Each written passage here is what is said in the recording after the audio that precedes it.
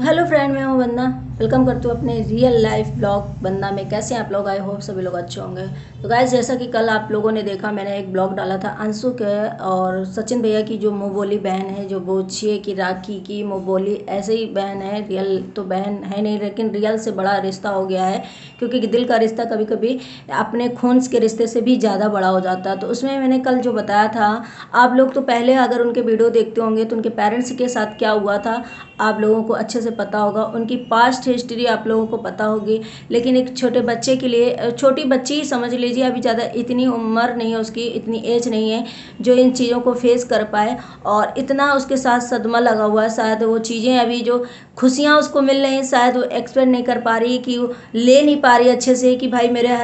Parents होते, मेरे माँ बाप होते, जैसे वो बोलती कि मेरे पापा ऐसा कहते थे, मेरी माँ ऐसा कहती थी। तो उसे लगता होगा कि कहीं ना कहीं अगर आज मेरी माँ होती, आज मेरे पापा होते, तो देखते कि मुझे कितना अच्छा हस्बैंड मिला, कितनी अच्छी फैमिली मिली। लेकिन चलिए कोई बात नहीं, उसे इन चीज़ों से अभी थोड़ा निकलने में टाइम लगेगा, क्योंकि बहुत बड़ा सदमा है कि पेरेंट्स के साथ कोविड में ऐसा हो गया कि दोनों की डेथ हो गई और भाई भी नदी में बह गया थोड़े दिन ही बाद।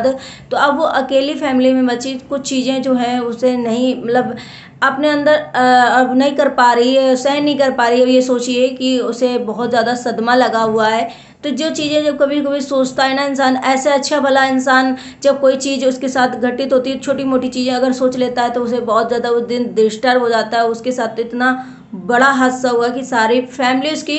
बेघर हो गई, मतलब बेकार ही हो गई, वही अकेले बची। तो उसे यही लगता है मैं क्यों बच गई। लेकिन यहाँ पे आपको बता दूं कि कल तो मैंने ये ब्लॉग डाला था, उसके बाद जो अंशु ने किया कि मतलब घर छोड़ा, जिसकी वजह से सचिन भैया जो हैं, सचिन जो उसके भाई हैं वो बोले, और उनकी जो मम्मी है वो अप्सरा मॉम, वो लोग बहुत ज़्यादा नाराज़ हैं उससे कि अंशु को इस तरीके से नहीं करना चाहिए था। क्योंकि भाई बहुत गलत चीज़ है कि आप किसी को बिना बताए घर से आप जा रहे हो, वो भी मायके से, जो जिन्होंने आपको कन्यादान दिया, जिन्होंने आपके लिए इतना वो किया, उनके घर से आप ऐसे बिना बताए जा रहे हो। कल को ससुराल वाले भी उंगली उठा सकते हैं, कोई और भी उंगली उठा सकता है कि भाई आपके घर से वो बेटी गई है, आपके घर में आई थी, ऐसा क्या हो गया। तो भाई ये बहुत जाहिर सी बात है। और अभी बच्ची, उसे समझाना भी बहुत अच्छी बात है, क्योंकि अभी जैसा कि सचिन ने बताया कि अभी मैं थोड़े दिन पहले, जब दो ब्लॉग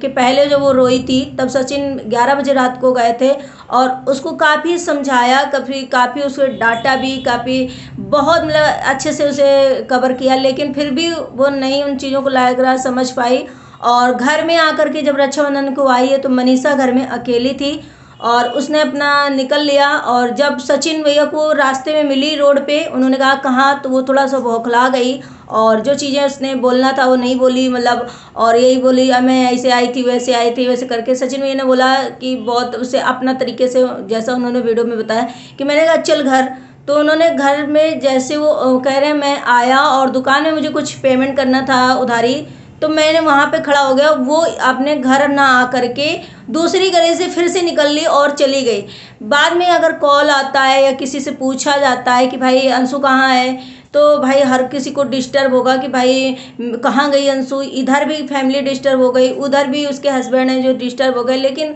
जो एक बात तो सचिन भैया ने बोला कि अगर ससुराल में कुछ अच्छा नहीं तो उसे इस तरीके से वीडियो में लाना या चीज़ें बताना वो सही नहीं है। तो अब ससुराल में क्या ऐसी चीज़ें हो गई हैं जो इतने थोड़े दिन में, अभी मात्र 1 डेढ़ महीने शादी के हुए हैं, ऐसा क्या हो गया कि उसको इतना हर्ट कर रहा है। या मान लो खुशी ज़्यादा मिल रही, या ये किसी ने ससुराल में कुछ बोला, हस्बैंड ने बोला, सासू माँ ने बोला, वैसे तो वो खुद अपने मुंह से यही बोलती रहती कि मेरे हस्बैंड बहुत अच्छे हैं, मेरे हस्बैंड बहुत अच्छे हैं। और जैसा कि वो वीडियो में भी दिखाते हैं कि हस्बैंड वाकई में बहुत अच्छे हैं, बहुत प्यार करते हैं उसे और बहुत केयर करते हैं, हर चीज़ की एक जिम्मेदारी रखते हैं। लेकिन अब इंसान घर में बैठ कर के एक सिर्फ बीवी को नहीं ताकते रहेगा या किसी को भी नहीं देखता रहेगा, उसे भी बहुत सारे काम होते हुए जाएगा। तो अंशु ने जब रक्षाबंधन में वो आई थी तो भी अपने हस्बैंड के साथ शायद नहीं आई थी, मैंने ढंग से नहीं देखा, अगर आप लोग को पता हो तो बताना।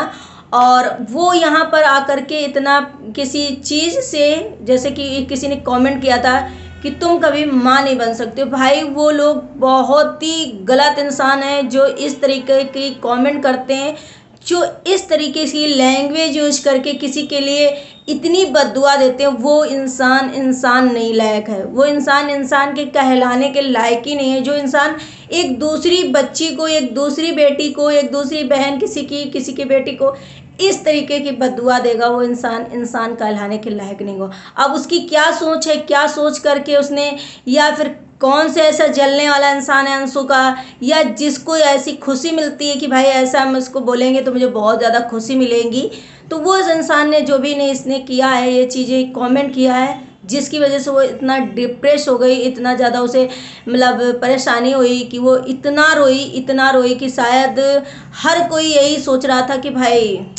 अंशु क्यों रो रही है आखिर इतना, और हर किसी के कमेंट के नीचे यही था कि मैं भी तुम्हें देख के रोने लगा, मैं भी रोने लगी। तो बताइए, जब दूसरे लोग रो सकते हैं तो एक इंसान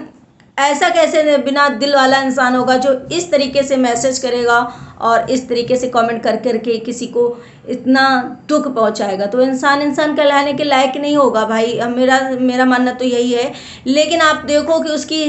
कैसे वो सरवाइव कर रहे, कैसे वो जी रही, एक इंसान के लिए इतना उसके घर में हादसा हो जाए, इतना बड़ा कुछ हो जाए, फिर वो इंसान कैसे अच्छा रह सकता है। यहाँ तो बड़े बड़े हिम्मत तोड़ देते हैं, बड़े बड़े हिम्मत तोड़ करके बहुत सारा डिप्रेस में चले जाते हैं, पागल हो जाते हैं, कहीं और चले जाते हैं, सब घर छोड़ देते हैं। लेकिन वो उसको फिर भी मानना पड़ेगा कि वो बहुत ज़्यादा सहनशील है और हर चीज़ बर्दाश्त करे। लेकिन कभी कभी हो जाता ना कि किसी के कमेंट आ गए या किसी ने कुछ ऐसी बात बोल दी जो जा करके एकदम पंच करती है, और फिर उसके बाद क्या ही रिएक्शन निकलता है, आदमी सोचने लग जाता है, जो सोचने से शायद उसकी वो हो जाती है। जैसे आप लोग बोलते हो ना कि भाई अभी घूमने गई थी तब तो तुम नहीं रो रही थी, तो भाई जब इंसान डिप्रेशन में होता है ना तो उसे ऐसी चीज़ें दिखाई जाती है कि घूमने उसको चलो घुमा देते हैं कहीं पर, 4 लोगों के साथ रहेगी या रहेगा तो उसका माइंड डाइवर्ट होगा, या फिर उसको खुशी का मोल देते हैं, या फिर कोई मूवी दिखाते हैं, मतलब उसको ऐसा किया जाता है कि भाई इसका माइंड जो है डाइवर्ट होता रहेगा और ये हमेशा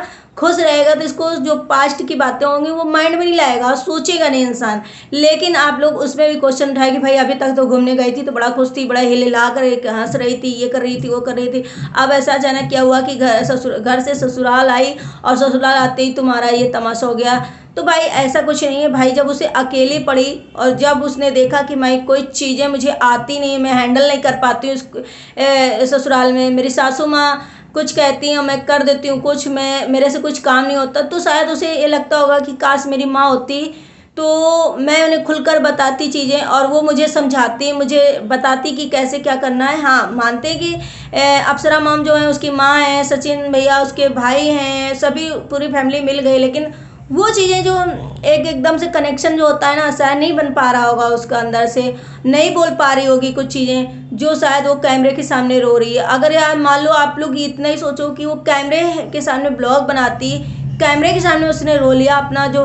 दर्द है उसने दिखा दिया, लेकिन अगर आज यही वीडियो ना बनाती होती तो वो